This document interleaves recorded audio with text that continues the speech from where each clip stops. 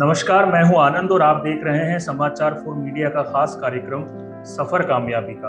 और आज हमारे इस कार्यक्रम के मेहमान हैं वरिष्ठ पत्रकार पंकज शर्मा जी। पंकज जी, आपका स्वागत है। सर, आपका मीडिया में जो है देखा जाए तो लगभग 3 दशक के करीब आपका मीडिया में अनुभव है और आप एक वरिष्ठ पत्रकार हैं। वर्तमान में आप जो है राजनीतिक पार्टी से भी जुड़े हुए हैं। तो सवालों का सिलसिला हम शुरू करें उससे पहले हम जानना चाहेंगे कि आपका प्रारंभिक जीवन कैसा था, आपका जन्म कहाँ हुआ, आपकी पारिवारिक जो है परवरिश, स्कूली शिक्षा और मीडिया में आने का आपने कब सोचा? जन्म तो मेरा हुआ मध्य प्रदेश के चंबल इलाके में जी। और उसके बाद में मेरा बचपन बीता मध्य प्रदेश के चंबल के बीहड़ों में, उसके बाद मालवा और निमाड़ के आदिवासी इलाकों में, क्योंकि मेरे पिताजी शासकीय सेवा में थे और पहले वो पंचायती राज विभाग में थे, उसके बाद वो आदिम जाति कल्याण विभाग में थे और जैसे होता है शासकीय सेवा में धीरे धीरे पदोन्नत होकर वो आगे बढ़े। तो शुरू में चूंकि वो भी छोटे अधिकारी थे तो छोटी छोटी जगह उनकी पोस्टिंग होती थी, तो वहीं टाटपट्टी स्कूलों में, आदिवासी स्कूलों में वहीं मेरी प्रारंभिक शिक्षा दीक्षा हुई। और फिर धीरे धीरे धीरे धीरे जब प्रारंभिक स्कूल की पढ़ाई पूरी हो गई और माध्यमिक शाला में आए तो छोटे कस्बों में रहने लगे।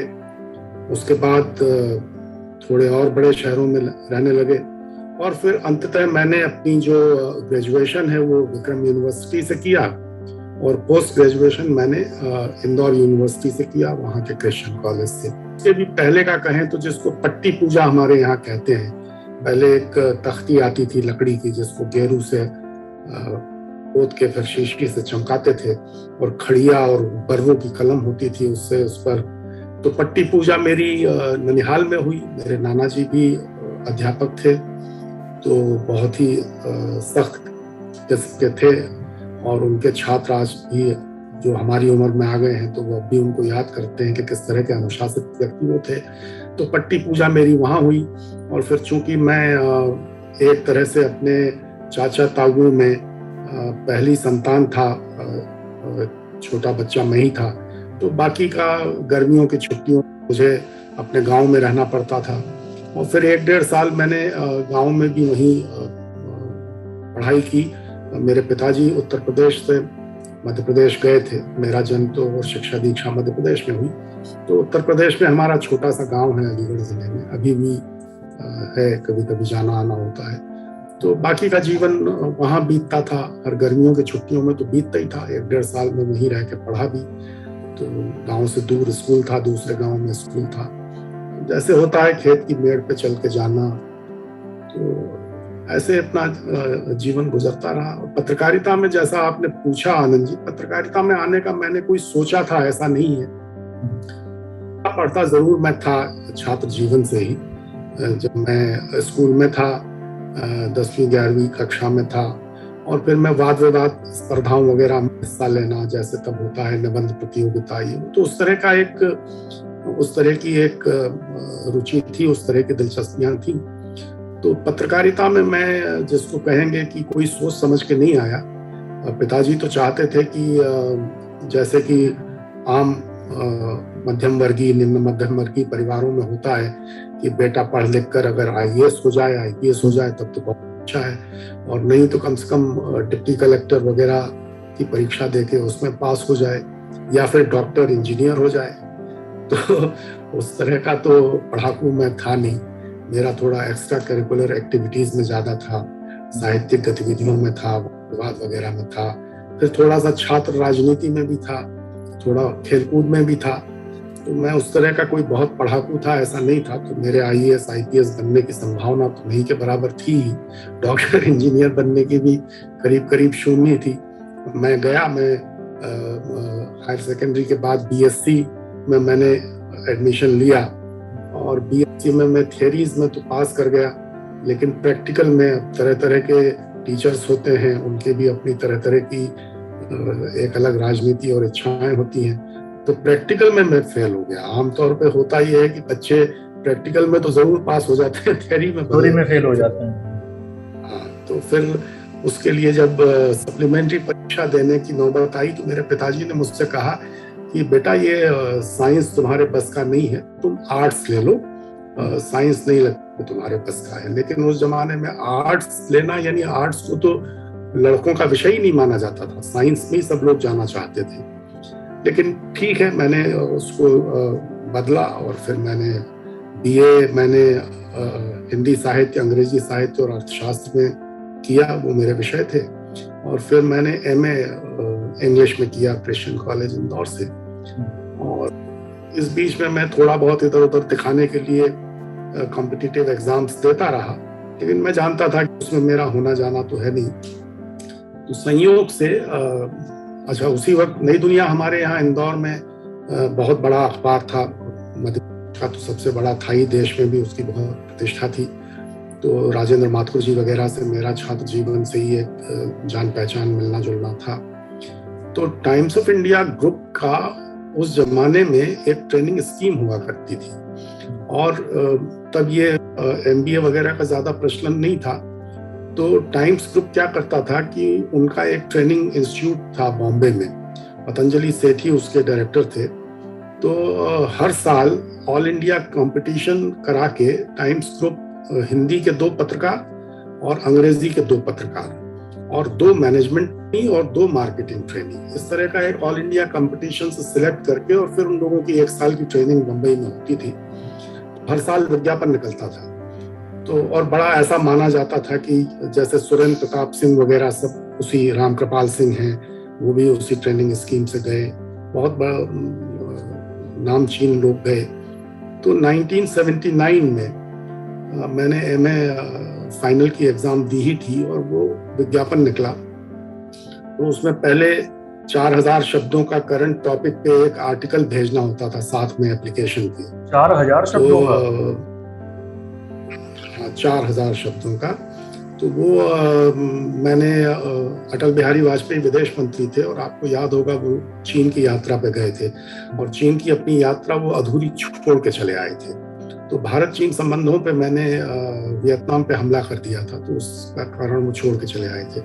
तो मैंने भारत चीन संबंधों पे एक निबंध उस वक्त, मतलब एक लेख लिखा, और उस लेख को लिखने के लिए राजेंद्र माथुर जी ने मुझे नई दुनिया की लाइब्रेरी मुहैया करा दी थी, और काफी उनका मार्गदर्शन भी उसमें रहा। तो फिर उस लेख के आधार पर वो लोग टाइम्स ग्रुप के में चयन होता था, और वो बुलाते थे लिखित परीक्षा के लिए। तो उस जमाने में 3-4 हजार लोग अप्लाई करते थे, और फिर वो 150 लोगों को लिखित परीक्षा के लिए बुलाते थे। फिर लिखित परीक्षा में जो लोग पास होते थे, 8-10 लोग, उनको फिर प्रिलिमिनरी इंटरव्यू के लिए बुलाते थे। फिर उसमें जो 4-6 लोग निकलते थे उनको फाइनल इंटरव्यू के लिए बुलाते थे, और फिर ऐसे 2 लोगों को वो चुनते थे। तो मैंने वो भेज दिया, और वो मेरा आ गया, लिखित परीक्षा के लिए गया। फिर लिखित परीक्षा में भी संयोग से मैं थोड़ा पढ़ा के भी गया था, और रुचियां उस तरह की थी, तो टॉप कर गया।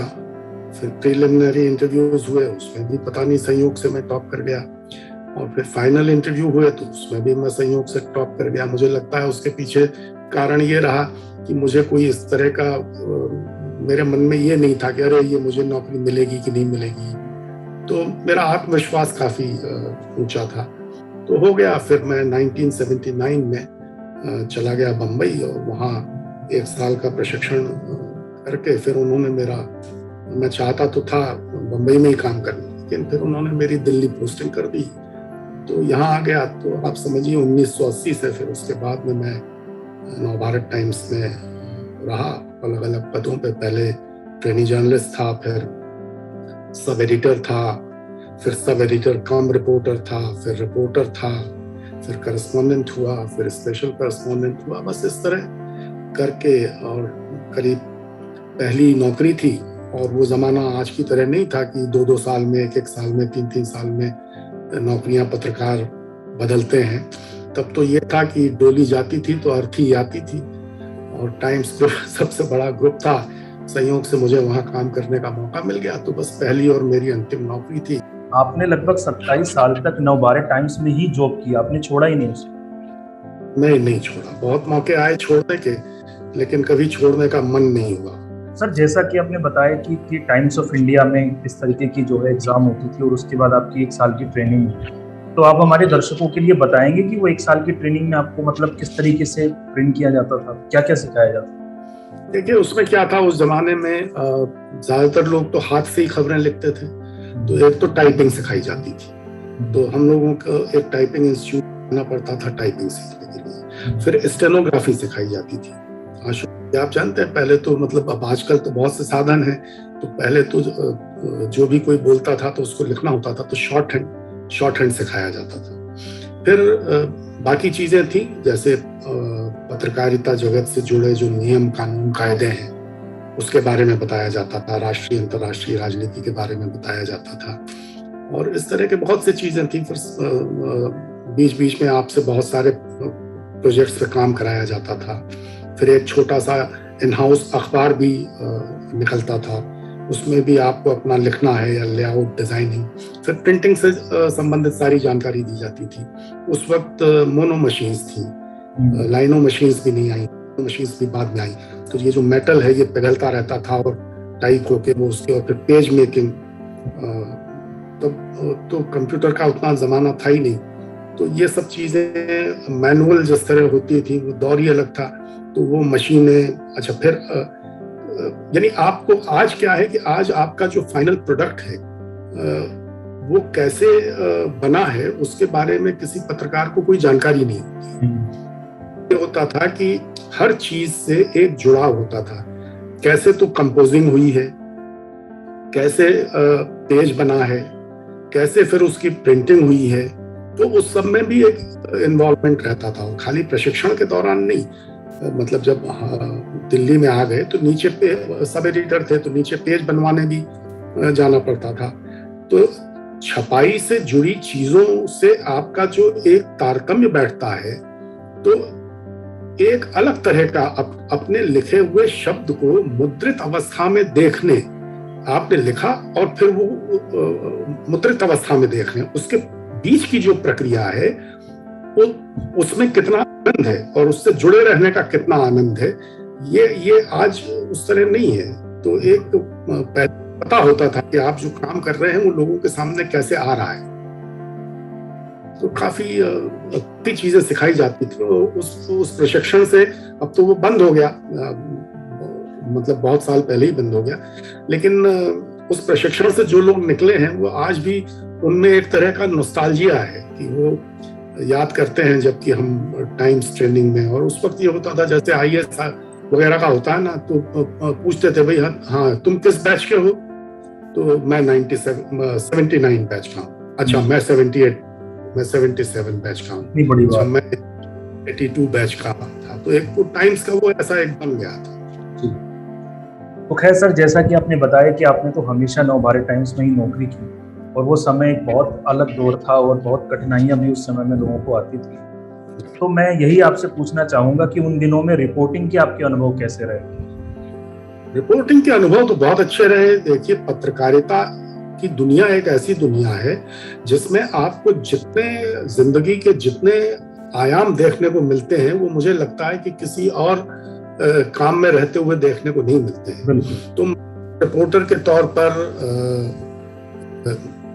अब मैंने फैज अहमद फैज और फहमीदा रियाज जैसे बड़े साहित्यकारों को लेकर के, बीवी कानन वाजपेयी, श्रीकांत वर्मा जैसे बड़े साहित्यकारों से लेकर के, और जर्नैल सिंह भिंडरावाला और गुरमीत सिंह औलखा जैसे आतंकवादियों तक के, और जो एक्टिविस्ट थे शंकर गुहा नियोगी जैसे एक्टिविस्ट तक के, तो दुनिया भर के लोगों से आपको मिलने जुलने का मौका मिलता है, इंटरव्यू करने का मौका मिलता है, और एक अजीब किस्म का थ्रिल होता है जब इंडियन पीस कीपिंग फोर्स, भारतीय शांति सेना श्रीलंका भेजी गई थी राजीव गांधी के जमाने में।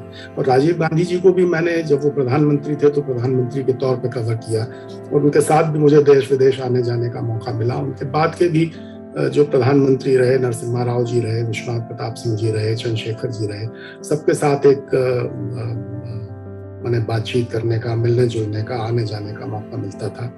तो एक इतना व्यापक संसार है कि रिपोर्टर से ज्यादा थ्रिल जिंदगी का और किसी काम में नहीं है। और उस वक्त ऐसे लोग उस वक्त ऐसे लोग थे जो अच्छी रिपोर्टिंग पर प्रोत्साहित करते थे और काम करने का भरपूर मौका देते थे।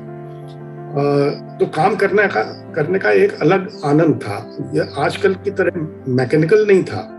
पहले एक आपस के संबंधों का, एक दूसरे को सहयोग करने का, प्रोफेशनल जेलसी थोड़ी बहुत सब चलती रहती है, ये तो एक जिंदगी का हिस्सा है, लेकिन फिर भी जो लोग थे वो आज की तुलना में काफी बड़े दिल दिमाग वाले लोग थे। आजकल उतने बड़े दिल दिमाग वाले लोग नहीं हैं। क्षुद्र लोग भी थे, क्षुद्र लोग हमेशा होते हैं, लेकिन तो मेरे तो रिपोर्टिंग के अनुभव और मेरा उस वक्त का लिखा, मैं उस पर 2-3 किताबों पर काम भी कर रहा हूँ जो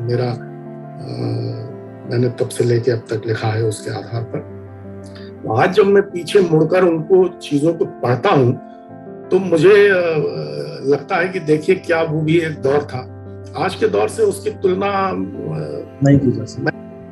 तो सर कोई ऐसी 2-3 घटनाएं आपको ऐसी याद आती हैं आपके पिछले 25 साल के उस एनबीटी के कार्यकाल में जो भुलाई नहीं भूलती आपसे? कई घटनाएं हैं, जैसे कि पंजाब के स्वर्ण मंदिर में जाकर के, और उन दिनों में जब खालिस्तानी आतंक अपने चरम पर था, तो जो मौके मिले तरह तरह के लोगों से बातचीत करने के, उसके बहुत से संस्मरण हैं, वो बहुत लंबा किस्सा हो जाएगा।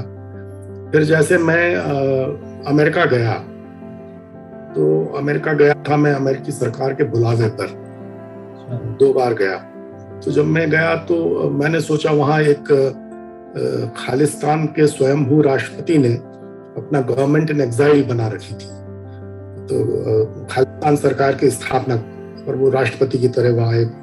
तो वॉशिंगटन में मैंने कहा कि मैं इनसे भी मिलना चाहता हूँ, तो मेरा उनसे मिलने का समय तय किया गया। तो मैं गया मिलने के लिए मैं गया, तो उसने अपने आसपास 18-18, 20-20 साल के कई सिख नौजवान बैठा रखे थे, ताकि वो मुझसे बातचीत के बहाने उनको भी एक तरह से प्रशिक्षित करना चाहता था।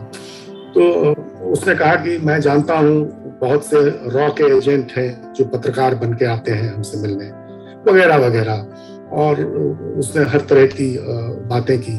और फिर जब मैं चलने लगा तो उसने कहा कि अच्छा पंकज जी, अगली मुलाकात अब आपसे खालिस्तान में ही होगी। तो मैंने कहा औलखा साहब, ये तो शायद आपके जीवन काल में और हम लोगों के जीवन काल में या किसी भी जीवन काल में संभव नहीं है। फिर उसने एक पैकेट था जो उनके लिटरेचर वगैरह का था, तो उसने, और वो मुझे समझाता रहा कि किस तरह कनिष्क, जो एक एयर इंडिया का जहाज था जो आसमान में बम से उड़ा दिया गया था कनाडा से जब भारत आ रहा था, जानते होंगे सारे यात्री उसमें मारे गए थे, तो वो खालिस्तानियों ने किया था। तो लेकिन उसने कहा कि ये काम तो आपकी भारतीय गुप्तचर सेवाओं का था और इसके हमारे पास प्रमाण हैं। तो उसने मुझे एक पैकेट जिसमें किताबें और सीडी वगैरह, वीडियो, तब वो कैसेट होती थी, वो थे। तो मैंने कहा ठीक है, मैं देखूंगा इनको। फिर उसने मुझसे कहा कि अच्छा अब आप ये कहाँ कैरी करेंगे, आप जहाँ हैं हम इसको भेज देंगे आप पैकेट को। तो मैंने कहा ठीक है। मैं जहाँ ठहरा था तो वहाँ वो फिर पैकेट आया नहीं। मैंने सोचा कि चलिए बात आई गई हो गई। किया उसने ये कि उसने उसको भारत में मेरे पते पर भेज दिया, भारत में मेरे पते पे भेज दिया। वो यहाँ जो गुप्तचर संस्थाएं हैं बाहर से, ये सब जो पार्सल वगैरह आते हैं, तो इन्होंने देखा होगा, तो उसमें ये सब था कि खालिस्तानी साहित्य और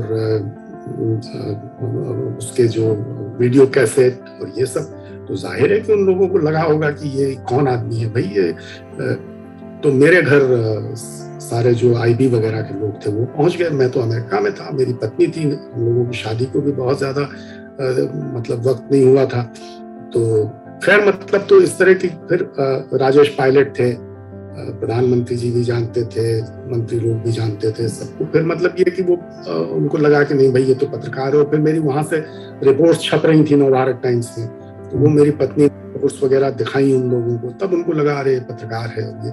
तो इस तरह के जीवन में कई, फिर जैसे एक और घटना है जो मैं नहीं भूल पाता हूँ, बल्कि वो कैलाश सत्यार्थी जी हैं जिनको नोबेल प्राइज मिला है मलाला के साथ। तो वो उस वक्त स्वामी अग्निवेश के सहयोगी के तौर पर काम करते थे। तो ये फरीदाबाद की जो खदानें हैं पत्थरों की, तो इनमें अवैध खनन चलता था।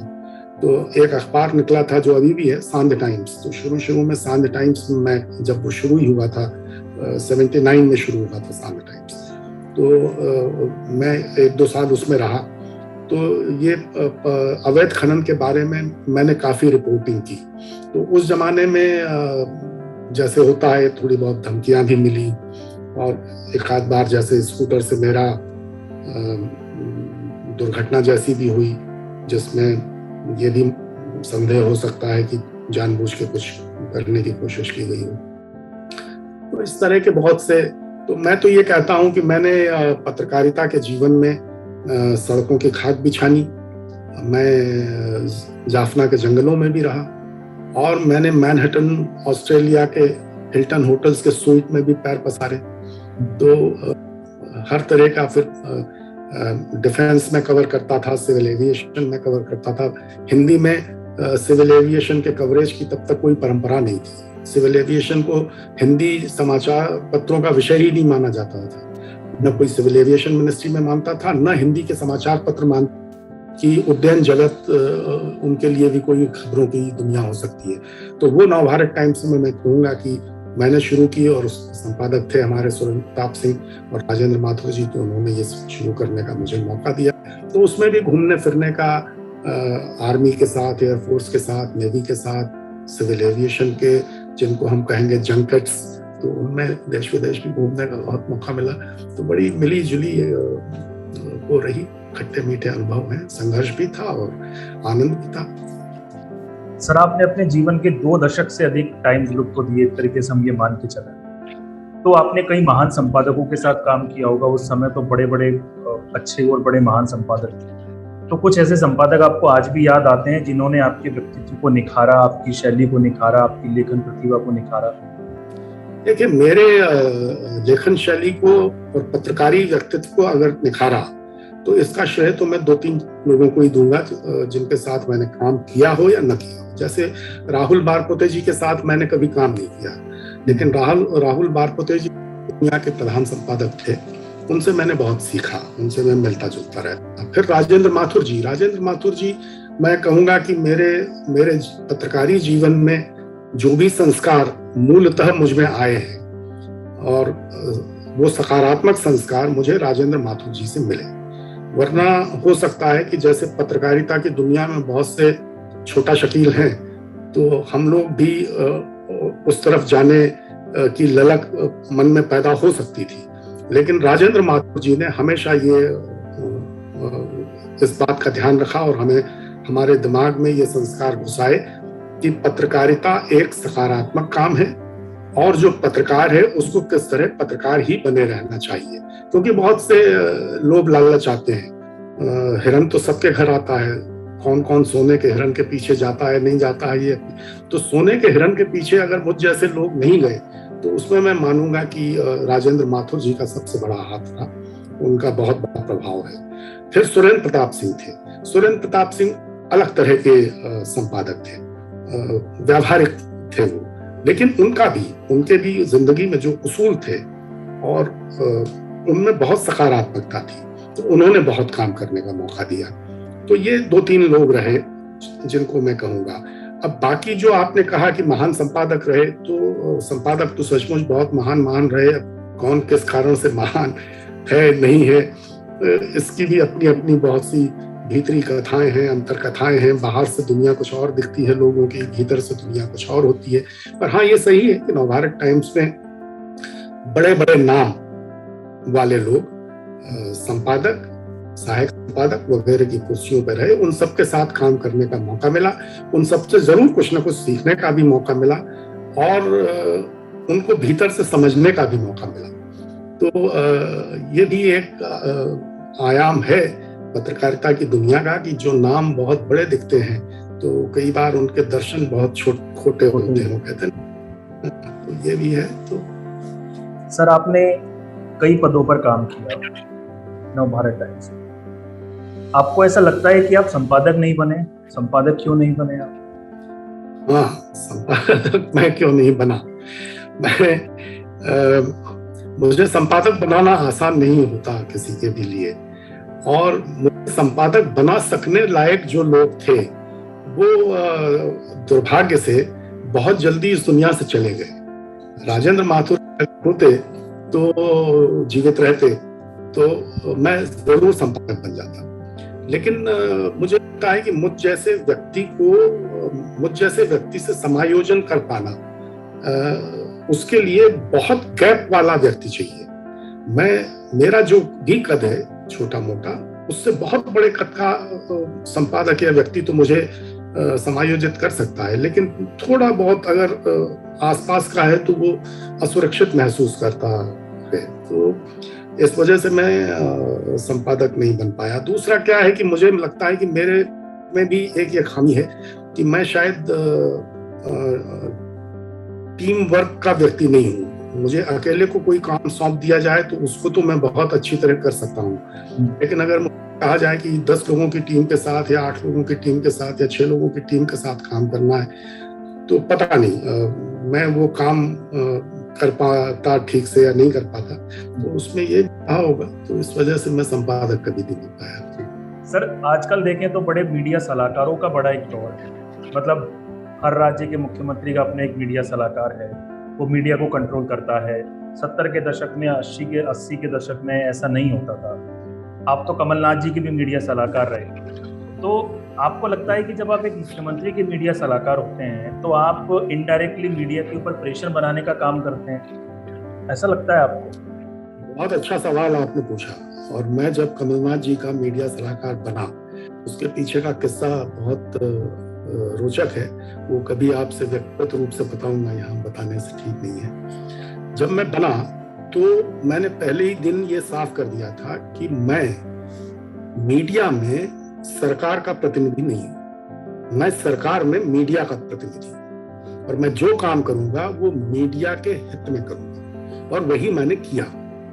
मैंने पहले ही दिन कमलनाथ जी को ये स्पष्ट कर दिया था कि अगर आप मुझे मीडिया में अपने प्रतिनिधि के तौर पर काम करने का मौका देना चाहते हैं तो मैं इस मौके को लेने के लिए तैयार नहीं हूँ। हाँ, अगर आप मीडिया के प्रतिनिधि के नाते अपने यहाँ एक सलाहकार चाहते हैं तो मैं काम करने के लिए तैयार हूँ। और मैं आपको बताता हूँ आनंद जी कि उन्होंने मेरी इस बात को बहुत अप्रिशिएट किया। सर, इंटरव्यू का आखिरी सवाल है। जैसा कि आपने बताया कि आपने नौकरी अपनी पूरी नहीं की, आपने कांग्रेस पार्टी को ज्वाइन किया और आप एक ही पार्टी में रहे।